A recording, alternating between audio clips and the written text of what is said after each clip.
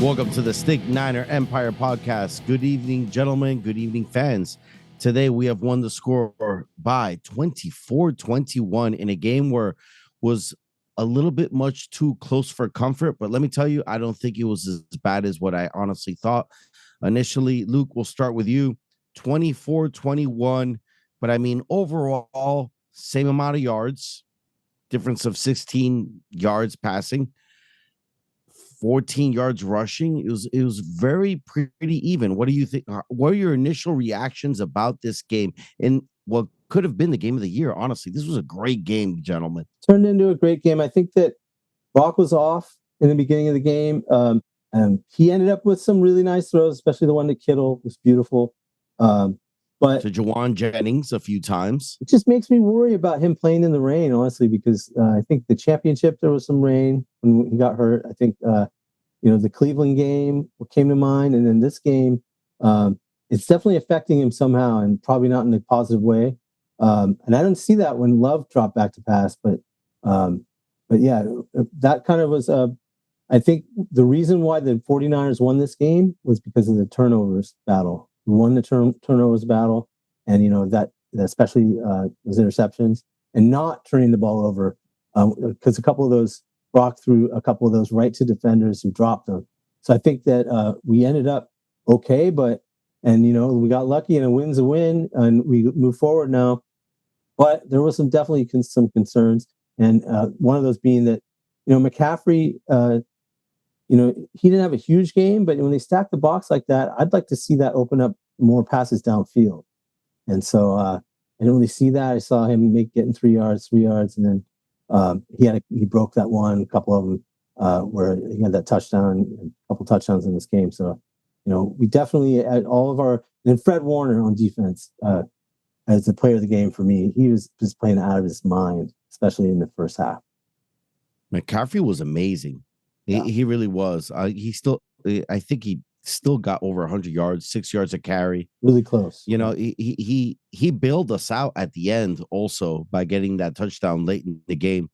And I think we can all agree on that. Wouldn't you, Luke?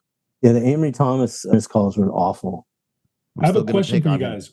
So we know that he had an injury right before the season ended, and it was something to do with his hands, and he had to have a minor procedure to get it fixed. Oh, yeah. Do you think that affected his play and being able to jam receivers at the line of scrimmage? And maybe that's why he wasn't so good at covering this game. I mean, he'd been pretty solid like most of the year, and I thought I'd say that's a definite possibility.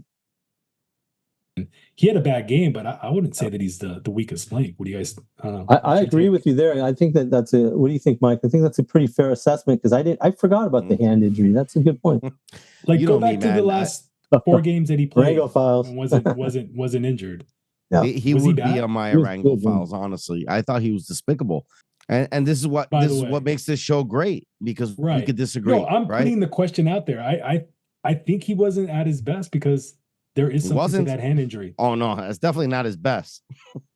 But here's the thing, man. He could make a bunch of bad plays and then do a great play. So I think you're thinking about the great plays that he makes here and there. He'll make 2 bad plays in a row, have a good play. He had no good plays in this game. You can't. Every team has a weak link, and like he might be the weakest link on our defense for sure. But if he's your weakest link, I think you're pretty well off. Look at some of the other teams still in the playoffs. I mean, the Ravens are on I think they're on their 3rd string cornerback on one side. You can't tell me he's better than Amory Thomas. So why do we have him out there? So I do think Diamador Lenore is our 2nd best outside cornerback. Fantastic. But here's the thing. Who do we play at the nickel? Isaiah Oliver. Do we bring in Oliver? Who missed a really... He's a good tackler. He got put on his ass on that big kickoff return. He's probably a good tackler who can't... Oh, God. That was scary.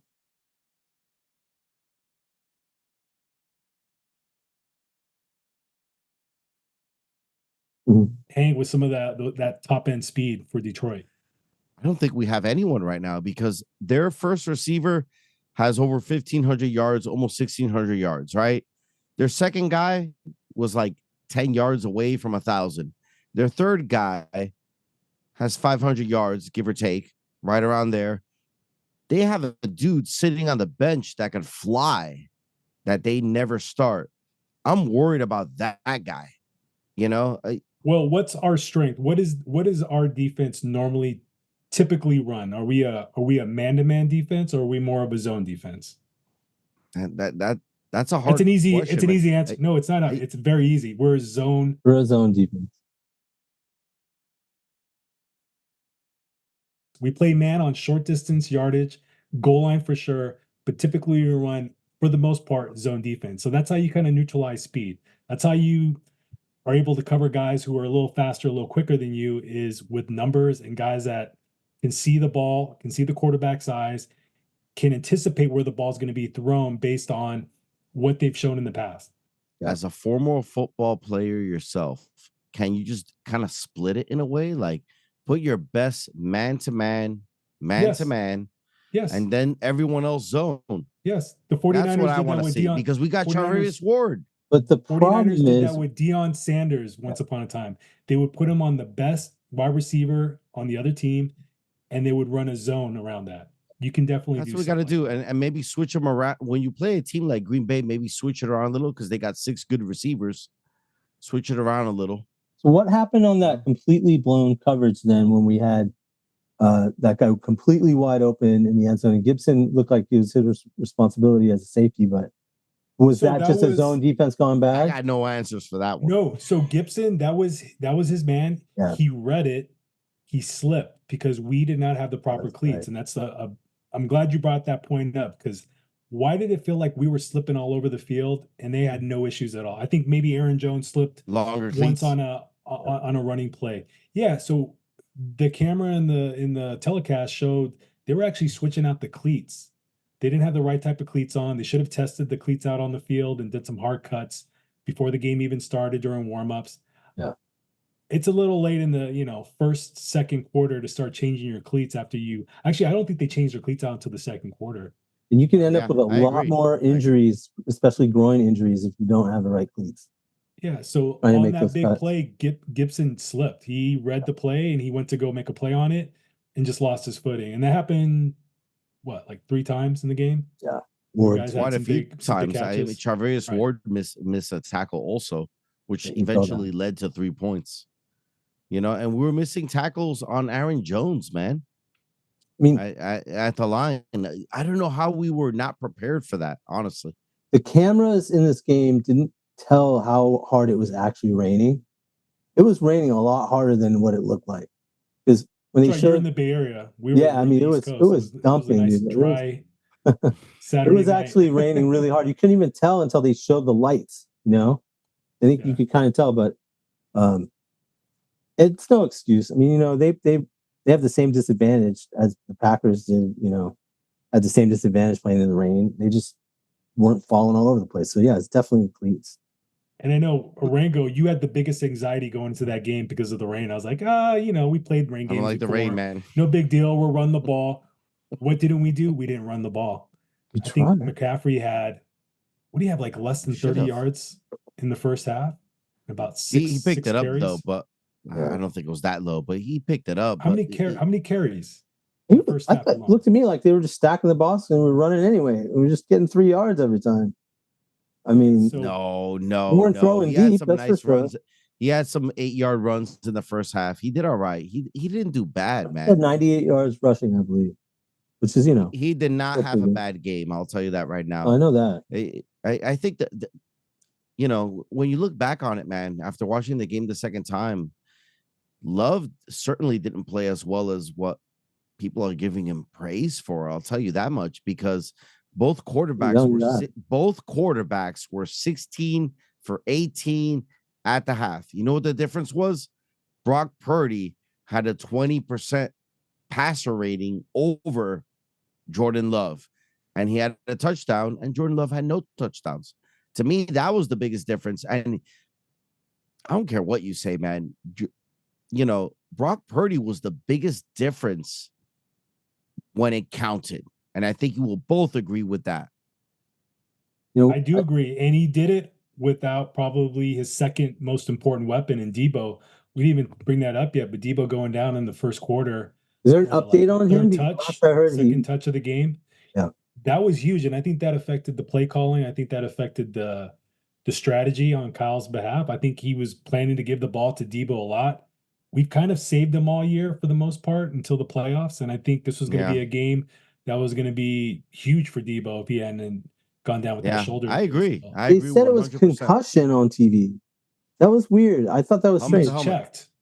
Checked for concussion. Okay, he was checked for concussion, but really it's his shoulder. Helmet to helmet. That should have been a Do we have an penalty update right there. now? Like, because I know that they were going to update. They did a bunch of tests yesterday. He's you guys have an 50-50 for update? the next game, but I think he's going to play. Okay. He's 50-50. That makes a huge difference. I mean, he had a hairline fracture earlier in the year. Yeah. They say it's okay. I think he's going to play. Juice that sucker up. Yeah. Ortiz knows about that. So the play, it didn't look so much as a shoulder injury as it did a head injury. But the thing is, when your head gets hit, it's also tweaking your neck, which is connected to your traps. This was connected to your shoulders. So you could get hit in the head, and that could easily affect your upper back shoulder area. And it may not be right away. It may have been something where 15, 20 minutes after being out of the game, it just got worse and progressively worse. It looked like he wanted to come back in the game, and it was just too much pain going on. I mean, the neck spine area, once you get hit there, I mean, it could have all kinds of devastating effects on your body. It could even make your legs go numb, if it's. It would have been nice if the ref saw it, because it was a defenseless receiver hitting the head. They didn't call that a couple times in this game. Yeah, I mean, it would have been nice to have been called, but it still wouldn't have brought Debo back, and that had an effect on the game. We look like a different team without him in there. Thankfully, Brock figured it out. He was clutch when he needed to be. He brought the team back from a 7-point deficit in the fourth quarter, which we were 0 for 30 since Kyle Shanahan's been the head coach of the team, guys. Yep. Broke the curse. Brock broke the curse. Broke that curse. You notice, so he had the glove on, he took the glove off, and he just wasn't right, though. And then I noticed, like, he drops back to pass, he wipes his hand, and then it's like, dude, what are you doing? That's dangerous. And then he throws the ball. Yeah, dude, but you know what? So he did it with no Debo. He did it behind in the fourth quarter, and he did it on a game where, like, things weren't going right. We weren't front running. We weren't hitting on all cylinders. We were down one of our best players. It didn't look pretty. It didn't look good for 3.5 quarters. But when we needed him the most, he kind of showed his grit. He showed his clutch gene, so to speak. And then it seemed for that. Jordan Love kind of like Garoppolo'd it late, right? I mean, that throw that was at the end of Greenlaw, that was, oh man, they actually very ill-advised. I saw on social media there was a pass that Brett Favre did the exact same thing. It was like move for move, threw across his body, a little bit of a fluttered interception to end too high, too low, depending which pass, too high, too low, But I have to say, watching this game, I thought they actually dominated in the beginning of the game. They had a lot of drives, and then that huge fourth down stop, that was gigantic. To stop them on fourth down right then, if they get a touchdown there, it might be a totally different ball game. In the red zone. I felt confident, believe it or not. That was I felt confident throughout the game. It was Dre Greenlaw on that stop. I don't know if you guys saw the replay, but he hit him, stopped his momentum, and kind of like drove his hand into his face mask. That could have been called. I think we got away with that one, but I'm glad that they spotted it a little favorably in our way, in our direction. It looked a little bit. It made it even, though. It made it even because they didn't call the play. I'm sorry, I have to say this. It made it even because they didn't call the play where Debo got hit helmet to helmet. Yeah, I guess so. Yeah. So it kind of made it. I thought the refereeing in this game was actually pretty good. Like, nobody could blame the refs for this game, which is awesome. You guys would agree? Yeah, there's no controversy. Absolutely no controversy. The players left it all on the field. There was some hidden out there. Dre Greenlaw and Fred Warner in the first half, just making hit after hit, tackle after tackle. Savage. Yeah, Savage. They may have missed 1 or 2 tackles, but it's not for the lack of effort. I think the playoff intensity was definitely felt by both teams, and I thought it was a very more. it was a tough fought battle. I mean, I Relo was at was a no point savage. comfortable. I was at no point discouraged by the performance, but man, a lot of anxiety. We could have played better. Missed kicked field goal by Jake Moody to end the half. A little questionable clock Blocked. management, but like Wasn't it the more blocked? I thought about it, It blocked. I didn't think it was bad clock management. I know how Cal thinks, and he doesn't want to give Green Bay even 30 seconds of time to get the ball back and score a field goal before the half I agree. enters. If we score I before agree the with you. half and don't give him the opportunity to score, and then score again because we got the ball back in the second half, Yeah. it's like a 70% chance of winning, which he buys into. Like that's probably his biggest strategy going in every game.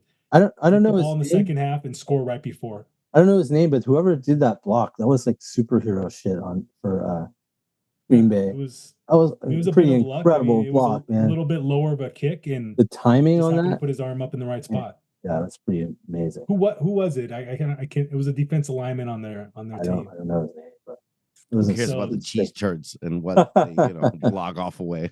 Johnson. Yeah, so Okay. So that was a huge play. I think the other play that kind of gave me a little anxiety or a lot of anxiety, caused me to yell a little bit, was the Aaron Jones big run in the fourth quarter. I thought that could have sealed it. Yeah. I mean, he was surrounded though. I look back. I watched the game a second time today. He was surrounded by people. He was not gonna go. I'm hearing it from Green Bay fans all day today.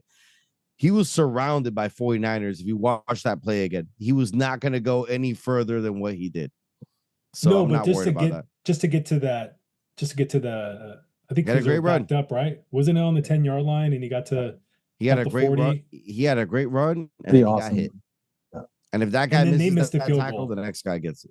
And then they missed the field goal. So that was big. I mean, it's all these little things that go into a victory or a loss. Really. It could be a play in the second quarter. It could be a play in the third quarter. It could be a last second drive in the fourth, but they are all important. They all added up. Bosa had a good game, but I think I'm concerned in the championship game against Detroit that some Chase and Bosa need to have more production. Chase Young wasn't productive at all. I thought he stood up a lot. Like I'm kind of. So you're agreeing I'm a little with me unhappy now? with the production. He hasn't been productive for weeks. Sure. But he hasn't been productive for weeks. I just want to see him get a big sack, and it's not happening. He's got like a great get 2 off sacks since he came to us. 2.5 sacks since he doesn't have the motor. He doesn't have the motor to chase after plays. He's lazy. It's not. He's lazy. He's lazy. I'm sorry, dude. I call people out. He's lazy. He's lazy, man. A great talent who's lazy. Let me tell you something, man. From a physical standpoint, he has more talent than Bosa. But Bosa has the heart, and Bosa will always be better than him because of that. You trying to call Nick Bosa a bozo? No, Bosa's the king. You keep calling him Bosa. Yeah, ZZA. Bosa. Sounds bad. It's like Bosa. It's like with Bosa. It's like with 2 Z's. Oh, yeah, because whenever he gets a sack, I go Bosa. Like, who is that? Who's Bosa? Yeah. Bosa. Yeah, if you ever please promise me man. If you ever meet him in real life, don't call him Bosa. Bosa. I don't think he's gonna like it too much. He's cool, gonna hear something else like I did. So guys, dude, but seriously though, like he has the motor. The other guy has nothing. He just has talent. Yep. We cannot re-sign that guy at the end of the year. I'm sorry. Let's get to that. I don't know the status on Cleveland Farrell, but I have a feeling he's not going to be back until Farrell holds the Super Bowl. rush better. He does. Farrell He's a better, run, run defender. He does, and he's a guy that does the dirty stuff. Like he'll chase down balls. He'll hustle. He's all hustle, and I love that about him. And that's why he may not be as talented as Chase Young. No. He's not as quick off the ball, but he's definitely have more of a motor for sure. And that's why sometimes we start him first. We've actually started him every game until this last one. Now Eric Armstead. Go. Now we're agreeing. Back and had a he had a decent game, but you wanted him to have an even bigger game. But you wonder if he's 100%. He's probably not, right? Eric Armstead. I think he was 100%. I didn't see any issues in the way he played. I don't think he was getting blown back in the run game. I thought he had some pretty good rushes out there. He didn't play a lot, but we didn't need him to. Like I thought they wanted to ease him in by getting him somewhere between 20 to 30 snaps, and that's just about what he did. And guys, it was only one catch. I just want to say it was only one catch, but I thought the Chris Conley catch on the deep out on the last drive. Yeah. I mean, most people in the NFL don't even know who Chris Conley is, and he makes one of the biggest catches. Yeah, he had a few. That was the joke I heard all day. I was like, I didn't even know he was on the roster. I was like, who's Chris Conley? I had to look it up. That was huge, guys. That was an anticipatory throw. That was what we've seen from Brock all year. Throwing the ball before the guy gets out of his break, hitting him perfectly when he needed to. Like Brock was absolutely perfect on the last drive. Showed up. One miss was a perfectly thrown ball to Kittle, who dropped it. Oh, otherwise, man, he would have been 7 out of 7. They kept showing it over and over. Like, don't show that. Jeez. Yeah. He was looking upfield. And I think that, mind you, Kittle had interceptions to 2. Kittle had a huge game, but did you guys notice when they showed close-ups of Kittle? Look, he'd been up for 4 days. His eyes, he was just like, yeah. He looks so tired.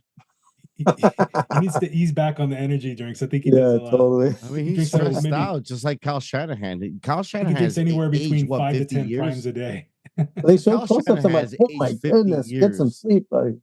Gentlemen, Kyle Shanahan has aged 50 years. Just in the 6 years he's been our coach. Don't tell me he has. He has. 10 years just from that game. Yeah. Dude, come on, man. Close, we definitely have some stars, man. I mean, Diamador Lenore. And I do know that Detroit has 2 outstanding running backs, and they have a great running. I think Detroit, if they have their way, they want to run a little bit more than they pass. I do think they want to hit some big plays on us, but I think their goal is to hit us first with the run, open it up so that they can get the play action pass game. Jared Goff, that's his bread and butter. Like, he wants to hit us on the play action pass after establishing the run. And I think we need to make tackles. I think we need to have good tacklers in the secondary, and I think Logan Ryan can do that. I think if you start him as a nickel quarterback, he can be solid in that position. When Goff does drop back to pass, we need to get the pressure. We need to sack him. I want to see his jersey dirty. I want to see him the way he looked when he played for the Rams, because we used to have our way with him. So let's hope that happens on Sunday. Maybe not be so vanilla like this last game. I think the defense was a little straightforward and kind of easy to read for the most part. I want to see a little more stunts, flamboyant disguise coverages from Steve Wilkes this week. Yeah. Ortiz, wasn't the offense like that too, though? They were a little vanilla. Yeah, also. And I think that was the Debo effect. I think a lot of the game plan was taken out because Debo wasn't in the game. But why? Like why is it that one player has to change everything, Because he does. What happens if you take – so what would happen if Christian McCaffrey were not in the game? That changes a big part of the game plan too. Mitchell? I love our backups. Mitchell time. Yeah, but he doesn't give you the same. He doesn't give you the same versatility that McCaffrey does. Yeah, I agree with you. He doesn't run routes. He doesn't catch or run routes nearly as good as Christian. Christian McCaffrey is probably the second or third best hands on the team. Yeah, for sure. Can I tell you something, man? I thought this was a prime game to show off Jordan. Hey, everyone stay quiet. Jordan Mason. Why are we not showing off Jordan Mason? Dude, Mitchell, that guy's a truck and he has great vision. I think mainly because of what Lucas just said. We have the guy. McCaffrey is the guy. Have you guys seen the highlights on Jordan Mason? Like, that dude's a savage, dude. This is the perfect game for him. It's raining. Play Jordan Mason. Like, why do we have to go? We didn't see Mitchell either, really. Man. That's part of it, right? We need Mason on special teams right now. We have McCaffrey healthy. And he made a great special teams play on the game. He caused that fumble. That's why. That's why we don't see him running quarter. But, dude, why can't we run him too, man? Too important. That's a savage. We have McCaffrey healthy, and Mason, we need him on special teams. What if he gets hurt running the ball? Yeah, but don't you want to save the energy of the other guy too? Like, dude, we can't Mitchell risk getting McCaffrey injured. Mitchell would have been the second guy. I mean, we didn't run him either. It's too big of a game. McCaffrey, it's McCaffrey. So I think the game dictated, because we didn't have that much possession of the ball during the game. McCaffrey only had 17 carries, and I think he had 7 pass catches. somewhere in that neighborhood. So it's not like he was getting all these touches and needed to rest. If he was up in the 20s or 30s in carries, then yeah, we would have probably had Mitchell give him a spell, Mason possibly, but Mitchell to me is like the number 3 right Christian now, was in my fresh opinion. because our offense didn't have the ball that often. We barely had it in the first half. We caught up a little bit as the game went on, but there wasn't a lot of opportunity for those other guys to get into the game. See, I would To me, disagree. Mitchell right now is number 3. I don't think To so. me, I think in my Mitchell's opinion. number 2 because towards the end of the season, he was clearly playing the way old Mitchell played with violence, and he would, you know, hit people and run. I loved watching him play. He's looking good right now. Mason's with the talent. tight too, I agree with you. I know what you're saying, but I'm going with the talent. I'm going with Mason, bro. Mason's a savage out there. If it came down to it, I'm sure Mason would do really well. But it would be really tough if something happened to McCaffrey for this team. So let's hope he stays healthy. Most definitely. Game balls, gentlemen, as far as offense, and I think these game balls are hard to give out, believe it or not, especially on defense. On offense, who do we give it to? Starting with you, Luke. On offense, I would just go with McCaffrey because when he came through clutch when we needed him, and I was gonna say Juwan, but I'm gonna go with McCaffrey because it's just so important to the offense. And then on defense, I would say Fred Warner, hands down. He was in on every tackle. He was a savage. Yeah, he was the true Fred Warner. He can cover people. As a linebacker, he almost reminded me of Patrick Willis in that game. So yeah, Fred Warner played incredible. Ortiz, offense and it's defense. A tough one. Game balls. I loved Juwan's game, but I got to give it to Brock, and not because he had the best game. It's because he had the most resilient game. Everything was stacked against him. No Debo. Rain, couldn't grip the ball. Didn't know if he wanted a glove. Didn't know if he didn't want a glove. You should never take the glove, man. Nobody ever takes the glove and keeps it. Dropped passes, throwing to receivers who weren't coming out of their breaks on time because they didn't have the right cleats. I think that was something that wasn't really talked about. Is he throws the ball with anticipation, guys. He throws the ball where he thinks the player is going to be, and if they don't have sure footing and they can't get out of their breaks properly because they're not wearing the right cleats, that's going to make it very hard to do. So some of those balls that he threw, they looked way off, but it wasn't always him. Yes, he did throw the ball away a lot, and I think it was because there was guys a little bit of rust. They weren't open. I think it was the rain more than got really lucky because he threw it directly to a couple of defenders. But yeah, I hear you. Yeah. He came clutch. Still. Yeah, he had two really bad balls thrown right to defenders, but like I said, nothing was going his way for about 3 quarters. He did have the nice, perfectly thrown pass to Kittle on an off-schedule play where the play broke down and he had to extend it. That was a beautiful pass. But when we needed him the most at the end of the game, down, was it 4 at the time? He was 7 for 7 in my book, 6 out of 7 officially with a dropped pass from Kittle.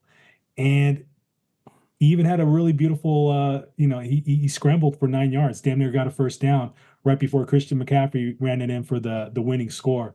Yeah. I got to give it to Brock. He checked all the boxes that I think a lot of his haters or critics were kind of like holding on to. It's like, yeah, he only plays well when everything's going well and the team's in the lead and they have all their players. He showed heart. This is the for sure. First time he showed us that he can do it despite all those issues and coming from behind. I got to give it to Brock. I'm confident that he can do it again. Now someone's got to take Greenlaw on D. Go ahead. And on defense, you got to let him finish. On defense, who do you take? Defense, yeah, you got to give it to Greenlaw. I mean, he was everywhere. He was hitting hard. He was bringing the thunder to stop them from tying it too, right? I mean, they could have tied it at the end. And so I saw this clip to him. This was a sideline camera. He'd already had 1 interception. Somebody gave him some love for that, and he's I'm gonna get another one. He called his shot. He actually knew he was gonna get a second one. And I think that's why he was kind of a little reckless and trying to run the ball in for 6. Get down. He was also trying to prove his Fred Warner had told him before the game, was like, yeah, you're gonna take one back. You're gonna get a pick 6. And he really wanted to, but it just wasn't the right time. You have the lead, 30 seconds to go. They can't stop the clock. don't give him the opportunity to get the ball back and fumble. So a little anxiety there. That was my third heart attack of the game, but Dre Greenlaw. All right, so here are my two players, man. On offense, you try and keep it different, right? I'm going to go with Kittle because I thought Kittle could not be covered. I thought Kittle should have gotten more passes in this game. I said this last week, man, like throw it to Kittle in this game. Their linebackers cannot cover him. Their safeties cannot cover him. He ran right by Savage like child's play, you know? So even no sleep. On the defensive side, I don't know if this counts for defense or offense. I gotta give it to Darnell Savage, baby. That was an MVP in my game for the Packers. Dude, he gave us 10 points. He gave us 10 points. Like, how am I gonna go against that? Dude, that guy missed. He missed what people call a pick six, which wasn't a pick six, because number Juice Check was about to trash his ass if he did get that pick on the first one, right? Yeah.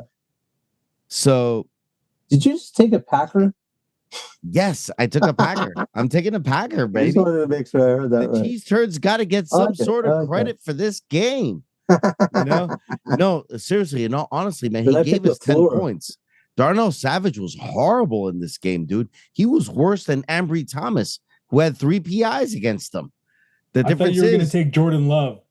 No, you told me you said Jordan Love was the MVP of this game. He was a little bit. He was a little bit. You know what I mean?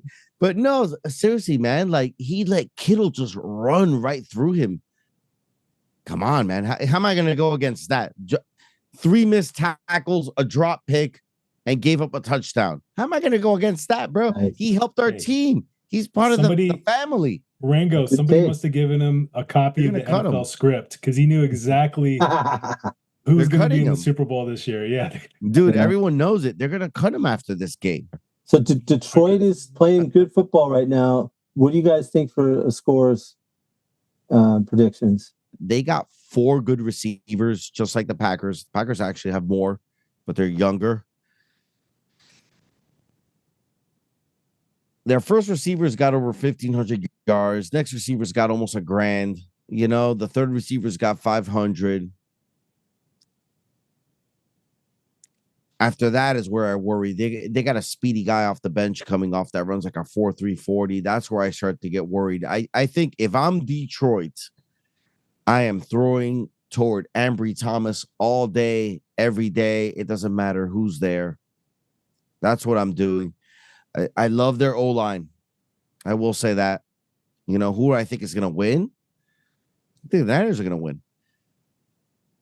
Yep. Lucas? So, I don't think this is going to be as difficult game as Mike does. I honestly, that was our C game of the year. We played like crap. It was raining. It kind of evened out the playing field a little bit, in my opinion. I think we have way too much for them on defense. I don't think Jared Goff is going to get the time to get it to his receivers. They have an outstanding right tackle. I will give him that, but I think there are weak links on that offensive line. I think Nick Bosa is going to move around a little bit. He's not going to always be on the outside. He's going to probably line up over the center and the tackle on some, or center and the guards on some obvious passing downs. And I think we're going to get a lot more pressure. We don't have to worry about Jared Goff killing us with his legs. Jordan Love, although he's not Lamar Jackson, he can actually run pretty well. And I think that was kind of in the back of the heads of a lot of the rushes that we had. They weren't necessarily trying to run by the offensive lineman. I think they were trying to keep him contained, similar to the way that we played Lamar earlier in the year. You don't have to do that with Jared Goff. You know exactly where he's going to be. He's not that mobile. He can throw off the run a little bit, but he wants to stay in the pocket. And I think our defenders on the outside corners, they're going to be just good enough. Ambry's going to be good enough to stay with the wide receivers just long enough to get to that quarterback and sack him. We're going to have 5 sacks this game, guys. It's not going to be a close game. We're going to win by 3 scores, at least by 2 touchdowns and a field goal, possibly 3. I think it's going to be a high scoring affair, 38-18. Did I not mention that they have a 900-yard tight end and a 1,000-yard running back along with the 3 receivers? Did I mention that we have 2 should be all-pro linebackers in the middle, and Hey. an all-pro free safety, and an all-pro defensive end, and an all-pro defensive tackle for that matter. Javon Hargrave was an all-pro. Yeah. Ortiz, that's a team that can stack up potentially in regards of offense. Like, they got a great O-line, a good running back in Montgomery. They got a great rookie tight end that had 900 yards in his first year ever as a pro. Dude, they're stacked on offense. Now, where I think the Niners are the equalizer, we got Kyle Shanahan, baby. That's where we really make things kind of even. Experience, the coach. I don't trust in Detroit. Luke, real quick before you give your score, maybe you can kind of bake it into your answer. You're the eyes on the ground on the Bay Area. What's the weather going to be like on Sunday? So it's not supposed to rain, but that last time it was not supposed to rain and it changed. So let's hope it's not going to rain. And if it doesn't, I think I see the Niners playing a lot better than they did against Green Bay. And I see that Brock will have a much better game. And I think that he'll show you who he is in this game, because it's the championship. And he got hurt last year in the championship. So he's going to go out there and have one of the big games that we've seen him have this season. And especially if Debo plays, hopefully he'll be healthy enough to stay in the game, and it changes everything if Debo plays. So, but Detroit, I got to give him credit. They're playing really good football. I think that Goff has trouble against the Niners, and he's going to continue to, whether he's playing with Detroit or playing with LA. So I think that you're going to see him struggle, and I think that's going to all come down to our defensive line. And they will also help out guys like Emory Thomas, because if Goff doesn't have time to throw and we pressure him and sack him, and he's getting muddy and and getting dazed and confused, then we won't have to worry about him throwing the ball too much. I worry about their running game, but I think Eric Armstead, he's just going to be even better in this game.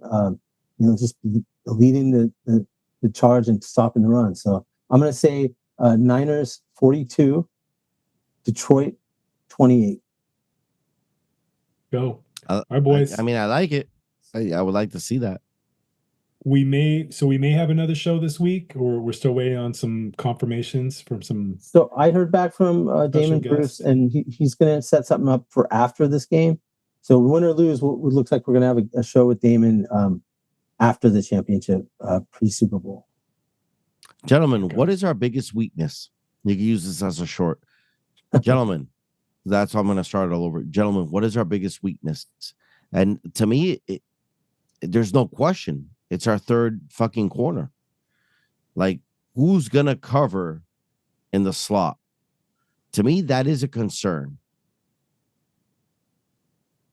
Mine is special teams. I think we have the potential to get touchbacks on every play. I don't know why they tell Jake Moody not to kick it all the way into the end zone, but it seems like whenever we don't, the other team gets a big return. We're not good at covering kickoffs, so we need to get more touchbacks.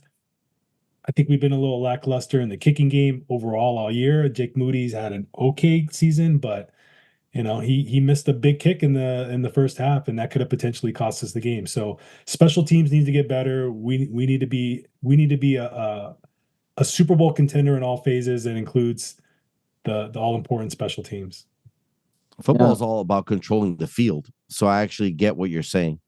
If you could avoid it, why not avoid it? Right. I get what you're saying. Most definitely. Now I'm going to say Moody, he also hit a 52-yarder in this game. I think that one that was blocked was an amazing play on Green Bay's part. So I'm not going to say that was his fault necessarily. I'm going to say I agree with you about the special teams. We need to be solid, and hopefully they'll kick it out of the end zone more often. Yeah, I thought that was strange too. Now our biggest weakness is our ability to shoot ourselves in the foot. So we need to not do that. We're the ones beating ourselves out there. We just do things right. Then we get our defense off the field on third downs. That's a huge part of it, right? We can't leave them out there the way they did against the Packers, there were some really long drives where you're just going, dude, they're getting tired. We need to get them off the field, and then we go and it's 3 and out and put them back on the field. So we need to have long drives. I think, but yeah, we can't beat ourselves, and that's what comes down to. We want to be in the Super Bowl and then win the Super Bowl. Ravens or whoever we end up playing, we can't beat ourselves. And I'd rather see Kansas City than the Ravens if we get past this game. What about you guys? If the Niners don't beat themselves, they are the best, most talented team in the NFL. There's no way you can slice that up. They are the best team if they do not beat themselves. Okay, fine. I want the Ravens. Second round pick. Partly because Brock threw those interceptions. Like, if he doesn't do that, we win the game, right? Yeah. And Kansas City has probably one of the best lockdown cornerbacks in the league right now in Snead. Yeah. He's been amazing. On the Ravens. I don't know if you guys paid attention. I'll tell you what, man. Any team. He's been a lockdown cornerback. He's really good. Yeah. You know who our biggest opponents are, gentlemen? Is any team that has a great offensive line. Any team that has a great offensive line gives us problems. So the Chiefs don't have a great offensive line. They've been better of late. They can run the ball better than they can pass protect, but they're not great. What about they're not ranked high on the offensive line rankings last time I checked. But their quarterback is great. What about the Ravens offensive line? You don't need to know. One of the best. One of the best. Yeah. We don't compete well with teams with good O lines or good D lines. Just so you guys know, and our O line is very average, regardless of what the numbers say. But you know what? Here we are. We're in the NFC Championship game. 4 out of 5 years, guys. Chance to go to the Super Bowl. Get revenge on at least the Ravens or the Chiefs for prior losses. I'm down with either one, baby. So either way, guys, just think of this. We win. We're going to play the team we lost to in the Super Bowl 2019 and 2012. Yep. Either way, we're getting revenge. Yep. Right now, I'll be happy. I'll be happy either way. Let's stay healthy and get past the Lions. Then we'll talk about that with Damon on the flip side. All right, guys. Go Niners. And with that said, this is your TheStickl9er Empire podcast here with Lucas Ortiz and Luke McLaughlin. Gentlemen, if you like the show, please like and subscribe as it helps out the show as well. Thank you. Let's go Niners. All right, let's do this.